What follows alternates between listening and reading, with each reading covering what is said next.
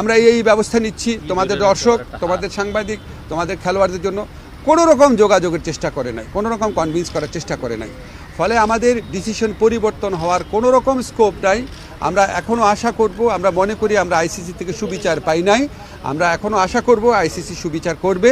আমাদের যে বিশ্বকাপ খেলার যে অধিকার, যেটা শ্রীলঙ্কাতে আমাদের খেলার সুযোগ রয়েছে, এরকম বহু নজির পৃথিবীতে আছে যে অন্য একটা ভেন্যুতে সিকিউরিটি রিস্কের কারণে খেলা হচ্ছে। আমাদের এখানে জেনুইন সিকিউরিটি রিস্ক আছে, আমরা এখনও আশা ছাড়ি নাই। আমরা আশা করব আইসিসি আমাদের জেনুইন সিকিউরিটি রিস্কটা সুবিবেচনার সাথে নিয়ে আমাদেরকে শ্রীলঙ্কায় খেলার সুযোগ করে দেবে বিশ্বকাপ। আমরা সেই আশাবাদ নিয়ে এখনও অপেক্ষা করছি। ধন্যবাদ। আর বাকি যা বলার বুলবুল ভাই বলবে। আমার একটা মিটিং আছে, আমি আপনাদের থেকে কাইন্ডলি বিদায় নিচ্ছি।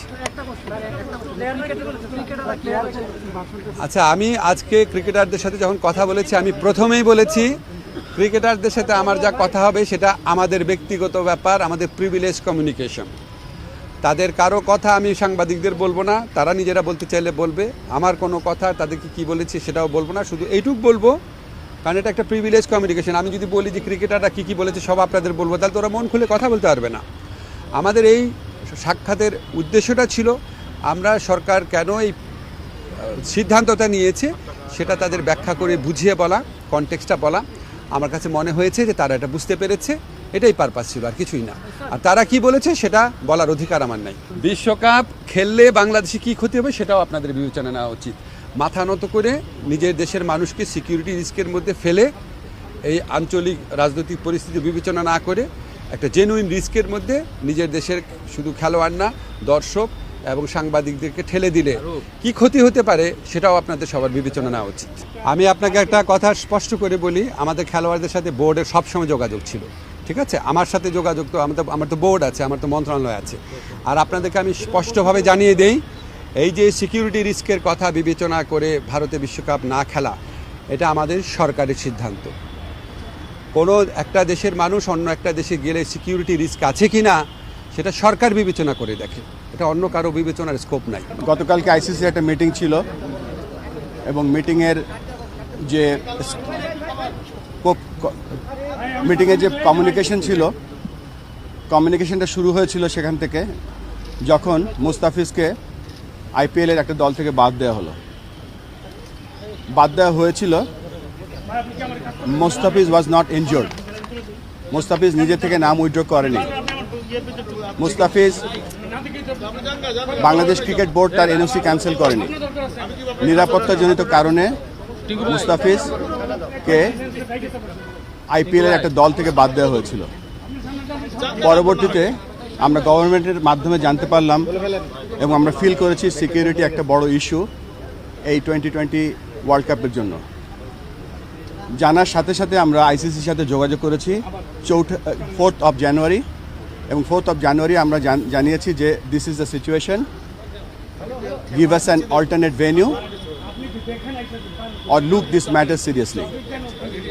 পরবর্তীতে বিভিন্ন পর্যায়ে আমাদের সাথে যোগাযোগ হয়েছে এবং যোগাযোগের এক পর্যায়ে আমরা এস্টাবলিশ করতে পেরেছিলাম যে এই সিকিউরিটির কারণে আইসিসি বিভিন্ন পদক্ষেপ নিয়েছে এবং রিসেন্টলি আইসিসি বিভিন্ন সময় 1996, 2003 যে ঘটনাগুলো ঘটেছিল সেগুলো বলার চেষ্টা করেছে।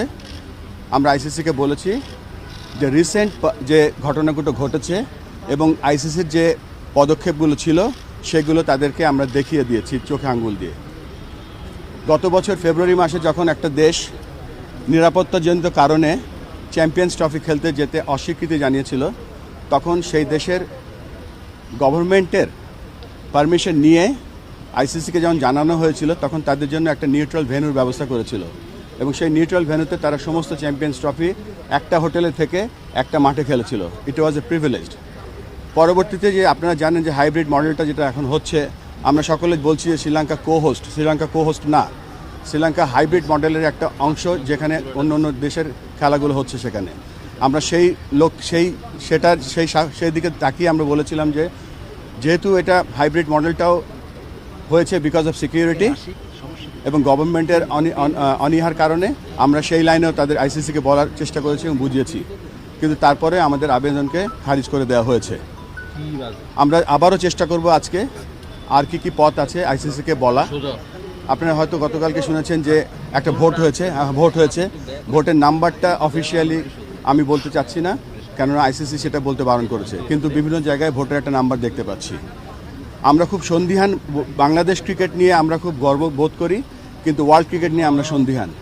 যেখানে ক্রিকেটের পপুলারিটি কমে যাচ্ছে, সেখানে আইসিসি এরকম অলমোস্ট 200 মিলিয়ন লোকের খেলা দেখার বা খেলার যে একটা প্রত্যেক দিন আমরা বিশ্বাস করতাম যে এই কয়দিন যে আমাদের প্রত্যেকটা লোক সকালবেলা উঠে শুনতে পাবে যে বাংলাদেশ বিশ্বকাপ খেলছে এবং আইসিসি বাংলাদেশের আবেদনটা মেনে নিয়েছে। কিন্তু এই সিচুয়েশনে যখন আমরা দেখতে পাচ্ছি বাংলাদেশ খেলতে যাচ্ছে না বা বাংলাদেশকে একটা আলটিমেটাম বেঁধে দেওয়া হয়েছে, তারপরে আমরা সর্বস্ব চেষ্টা করে যাব। যেখানে আগেও বলছিলাম যে বিশ্ব ক্রিকেটের পপুলারিটি কমে যাচ্ছে, সেখানে বাংলাদেশের মতো দেশ যদি বাংলাদেশের মতো একটা ক্রিকেট লাভিং কান্ট্রি যদি মিস করে, আইসিসি বড় একটা মিস করবে। যেখানে ক্রিকেট বড় হচ্ছে, ক্রিকেট অলিম্পিকে যাচ্ছে 28-এ, 32-এ ব্রিসবেন হোস্ট করছে, 36-এ ইন্ডিয়া অলিম্পিক বিট করছে, কমনওয়েলথ গেমস তারা বিট করছে। সেখানে যদি এরকম একটা জনবহুল ক্রিকেট লাভিং কান্ট্রি যদি না যায়, এটা মনে হচ্ছে যে হোস্ট কান্ট্রির জন্য এটা ব্যর্থতা। আমরা আমাদের মতো চেষ্টা করে যাব, আমরা এখনও হাল ছেড়ে দিচ্ছি না। আমরা আবার আজকে কমিউনিকেশন করব আরও কিছু জিনিস নিয়ে এবং চেষ্টা করে যাচ্ছি যাতে আমাদের ছেলেরা বিশ্বকাপ খেলতে পারে।